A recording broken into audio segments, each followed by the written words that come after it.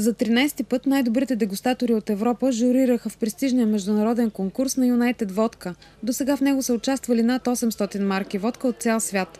Производители от 16 държави изпратиха мостри, за да участват и бъдат оценени в дегустацията. Извън традиционните участници може да се каже, че изненадите за познавачите идват от Италия, Германия, Словакия, Австралия и Монголия. България за първи път е домакин на конкурса. В журито има членове от Русия, Беларус, Украйна, Белгия и България. Според организаторите не може да се каже коя водка е най-добра, тъй като има различни вкусове и нюанси, освен добре познатата класическа водка. За да са напълно обективни в преценките си, дегустаторите опитват насляпо. Хората от журито са много компетентни, но най-важните критерии са трите компонента – качеството на водката, вкуса и мириса й. Журито е абсолютно обективно, защото на практика не знае каква водка оценява. Впечатленията на съдиите тепърва ще бъдат обобщени, а победителят обявен на 21 май по време на кинофестивала в Кан.